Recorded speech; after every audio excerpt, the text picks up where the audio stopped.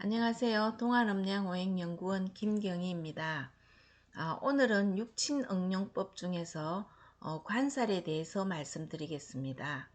육친에 대해서 우리가 앞에도 말씀을 드렸지만 우리가 살아가는 삶의 어떤 여건 중에서 내가 생하고 나를 생해주고, 그 다음에 내가 극을 하고 나를 극하고, 그 다음에 아니면 동등한 입장이 있고, 요 모든 것이 육친에서 우리의 삶의 어떤 흐름이 다 들어있다고 봅니다. 그래서 그 중에서 오늘은 관살에 대해서, 관살이라 하면 나를 극한다는 것을 다시 한번 말씀드리겠습니다. 그 나를 극하는 것 중에서 어떤 가족관계나 인간관계에 있어 보면 남자는 나를 극하는 관이 자식이 되고요, 직업이 되고 명예가 되고, 그래서 흔히들 말하는 뭐 관운이 있습니까? 뭐 시험을 볼 때나 아니면 취업 준비를 할 때 뭐 관운이 있습니까? 이렇게 말하는 걸 정관, 편관의 그 뜻을 말하는 것입니다. 그 다음에 여자분은 관이 남편, 그 다음에 시집 식구, 그 다음에 직업, 뭐 이런 거를 말을 합니다.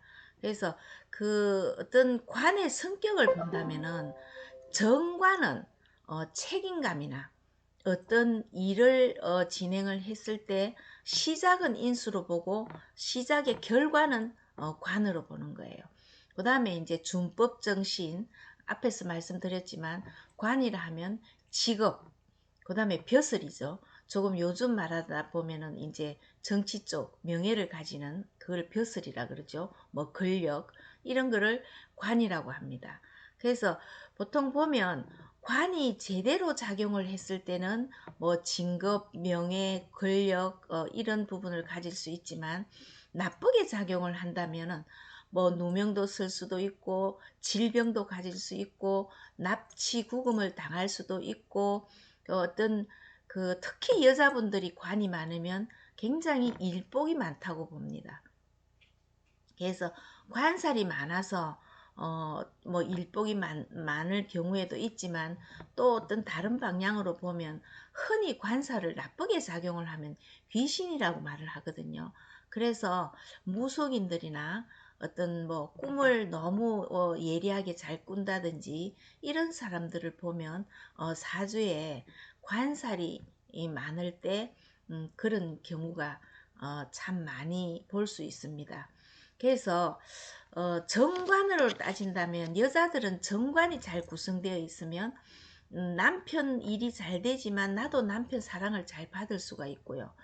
그 다음에 이제 나쁘게 작용을 한다면 관이 너무 많다든지 아니면 우리가 관살 혼잡이라는 거는 뭐 사주에 정관과 편관이 이렇게 섞어져 있을 때 관살 혼잡이라 그러는데, 관살이 너무 많았을 때는 살로 우리가 보기 때문에 뭐 남편한테 매를 맞고 산다든지 굉장히 남편 때문에 정신적인 고통이나 육체적인 고통을 많이 겪고 사는 경우가 참 많습니다.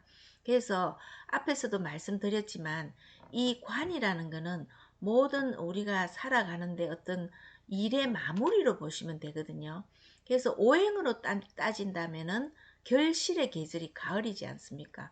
그래서 오행으로 따진다면 결실을 금으로 보지만 우리가 육친의 응용으로 따진다면 이 사람이 정관이 제대로 구성이 잘 되어 있을 때는 특히 남자분들은 사회생활을 할 때 학교를 마치고 자기 전공에 따라서 직업을 가지면서 거기서 승진을 하고 결혼을 해서 자식을 놓고 그 인생의 마무리를 하기 때문에 관을 어떤 결과로 보고요. 인수는 왜 시작으로 보느냐 하면 모든 계획성이나 공부를 하고 난 뒤에 자기의 적성에 따라서 가기 때문에 인수를 시작으로 보고 관을 결과로 보는 수가 있습니다.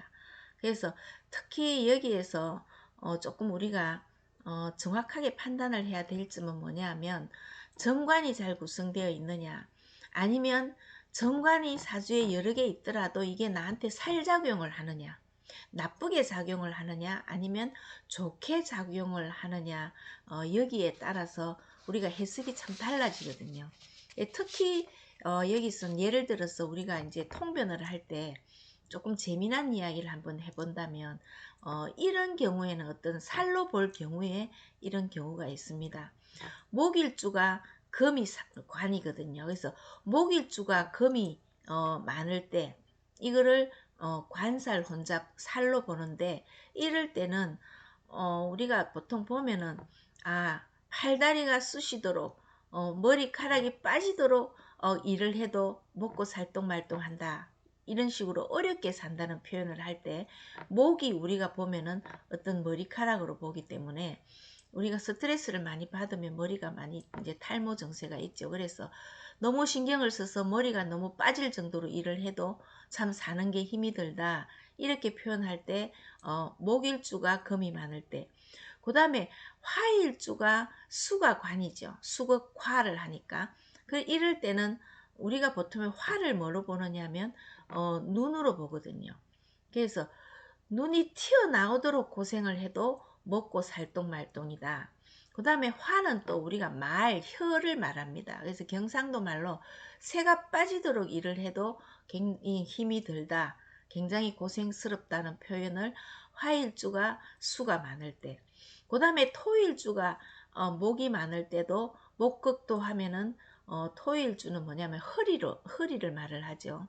그 다음에 이제 토는 우리가 입술을 말을 합니다. 그래서 허리가 휘어지도록, 허리가 부스러지도록, 입술이 부러뜨도록 일을 해도 살아가는 게 굉장히 힘이 들다, 이렇게 표현을 할 수가 있습니다.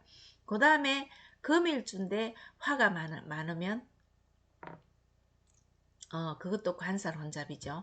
이랬을 때는 금은 우리 인체에서 뼈로 봅니다. 그래서 뼈 빠지도록, 우리가 이런 말은 참 많이 하죠.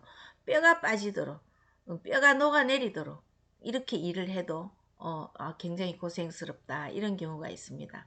그 다음에 수일주가 토가 많을 때는 어떠냐면, 수는 뭐예요? 우리 신장이나 어떤 오줌, 우리 배설물을 말합니다. 그래서 오줌 살려가도 없이 그렇게 표현을 한 주가 많습니다. 또 수는 밤이지 않습니까? 그래서 밤잠을 못 자도록 일을 해도 굉장히 고생스럽다, 이렇게 표현을 해준다면 그 사람들이 마음을 읽어주기 때문에 한바탕 눈물을 흘리면서도 하소연을 하면서 그 사람들이 어떤 마음을 툭 터놓고 우리가 심리적으로 상담을 할 수 있는 그런 재미난 이야기를 한번 해봤습니다.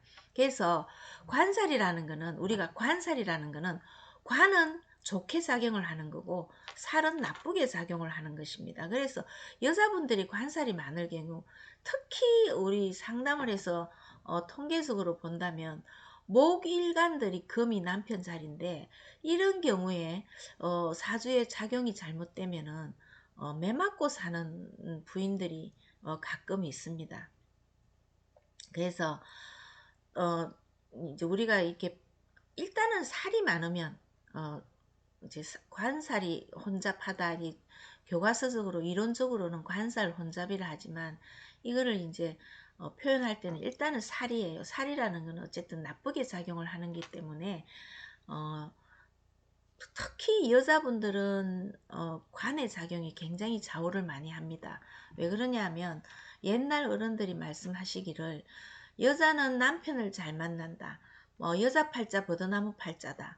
그러니까 어떤 남편을 잘 만났느냐에 따라서 자기의 팔자가 좋게 사느냐 나쁘게 사느냐에 달려 있어서, 옛날 어르신들은 여자 팔자 뒤용박 팔자다, 여자 팔자는 저희 버드나무 팔자라서 어디에 꽂히느냐에 따라서 행불행이 결정된다, 이런 소리를 참 많이 했습니다. 그리고 특히 직업적으로 따질 때는 정관운이 온다면은 정상적으로 이력서를 제출해서 정상적으로 시험을 보고 단계를 밟아서 취업을 하면서 진급도 제대로 하는 게 정관의 운이고요.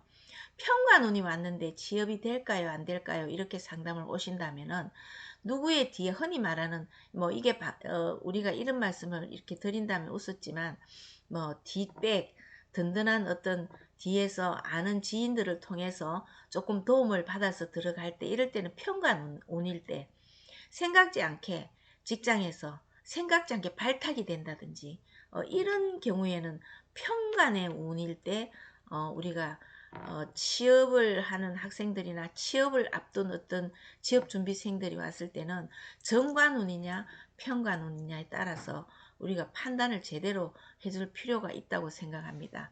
그래서 여기에서 우리가 이제 육친의 관계에서 편인 인수, 식신 상관, 비경급제, 정제, 편제, 정관, 편관에 대해서 간단하게 말씀을 드렸지만 다음 시간에는 좀 더 성격적이면 성격도 부정적인 성격이냐 긍정적인 성격이냐에 대해서 다시 한번 우리가 설명을 하기로 하겠습니다. 오늘은 육친응용법 중에서 관살, 정관, 편관에 대해서 말씀드렸습니다.